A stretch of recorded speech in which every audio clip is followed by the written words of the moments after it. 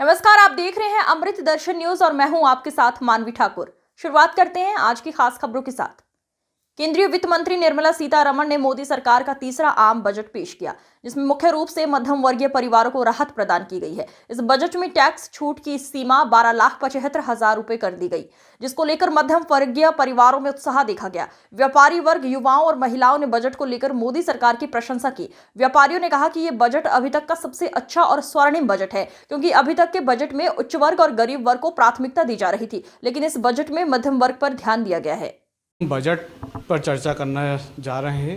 केंद्रीय मंत्री निर्मला सीतारमण जी ने जहां आज केंद्रीय बजट पेश किया है, जहां पर देखा गया है कि कई लोगों में खुशियां भी देखी गई हैं, कई लोगों को खामियां भी नज़र आ रही है।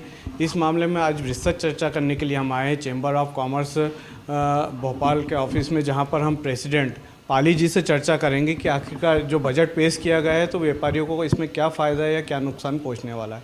नमस्कार साहब। नमस्कार, मैं तेज कुलपाल सिंह पाली, अध्यक्ष Bhopal chamber of commerce and industries, और मैं Bhopal hotel and restaurant association का भी अध्यक्ष हूँ।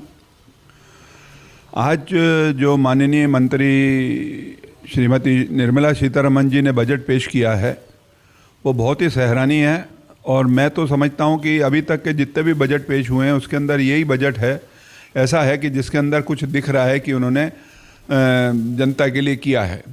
सबसे बड़ी बात उन्होंने करी, एक मध्य वर्गीय जो बहुत दिनों से परेशान था और काफ़ी समय से कुछ उसको राहत नहीं मिलती थी, अभी जो टैक्स की लिमिट उन्होंने बढ़ाई है 12,75,000 रुपये तक सालाना इनकम पे आपको कोई टैक्स नहीं देना पड़ेगा।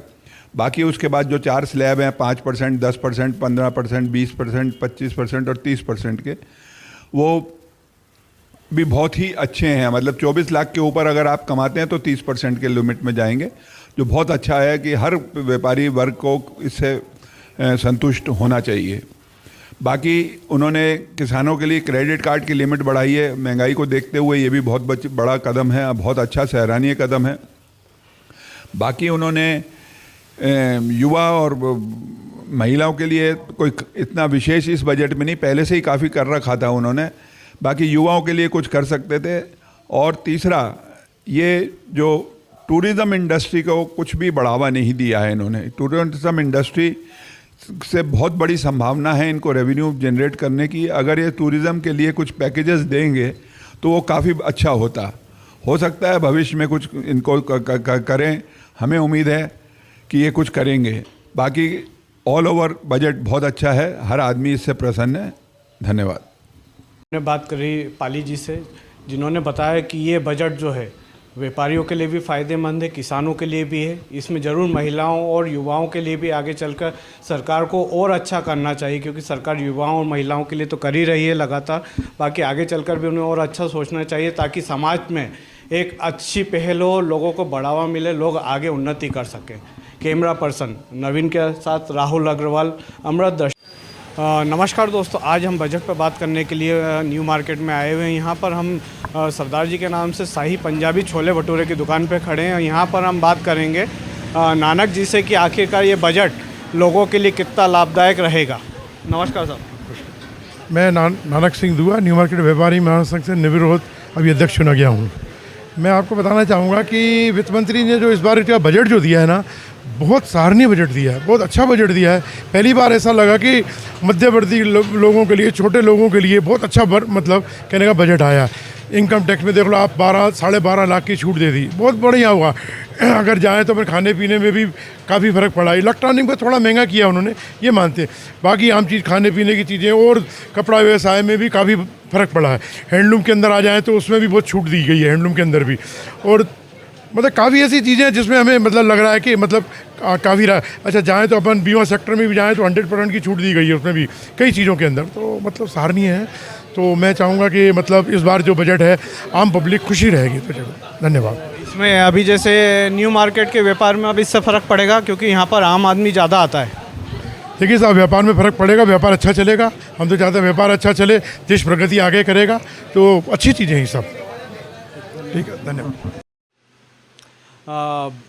कल पेश हुए बजट को लेकर आज हम न्यू मार्केट में रेडीमेड कपड़ा व्यवसायी बालेचा जी की यहाँ पर आए हैं और उनसे जानना चाहेंगे कि ये बजट आम लोगों के लिए किस तरीके का बजट है और इससे व्यापारियों को भी क्या फ़ायदा पहुंचने वाला है।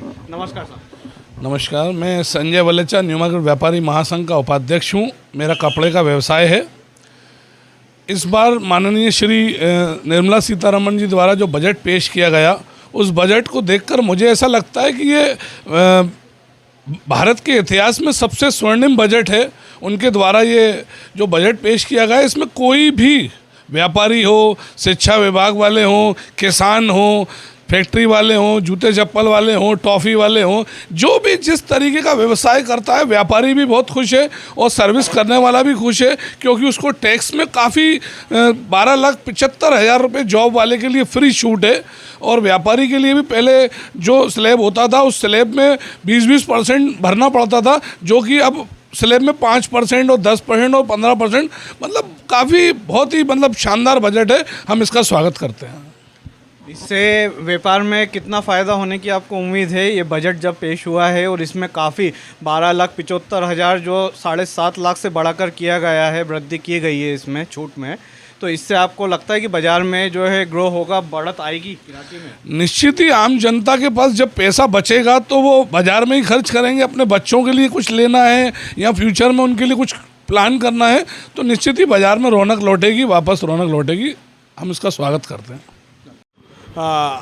कल वित्त मंत्री निर्मला सीतारमण जी ने जो बजट पेश किया है, उसको लेकर हम व्यापारी वर्ग के बीच में भी आए हैं और हम जानना चाहेंगे यहाँ पे रोहित जी से, जो इनका प्रॉपर्टी का भी काम है और फूड का भी काम है, तो इससे क्या फ़र्क पड़ेगा? इस बजट से क्या फ़ायदे लोगों को पहुँचेंगे या कुछ क्या नुकसान पहुँचने वाला है? आइए हम जानते हैं रोहित जी से। नमस्कार जी। मेरा नाम रोहित अग्रवाल गुप्ता है। मैं इंडस्ट्री से बिलोंग करता हूँ। दूसरा जो कल बजट आया है, जैसे कि आपने बताया है, हम लोगों ने इसको देखा है, ये स्वागत योग्य बजट है। जो 12 लाख रुपए तक की जो एक आम जनता को इन्हें जो छूट दी है, इसी में सर्विस क्लास को भी जो इन्हें छूट दी है, 12.5 लाख तक की जो छूट दी है, यह एक आम जनता के बहुत हित की बात है। मगर मेरा एक और मानना है कि जो टैक्स पेयर होते हैं, जो बड़े टैक्स पेयर होते हैं, उनकी सुविधाओं को भी थोड़ा सा सरकार को बड़ा ध्यान रखना चाहिए।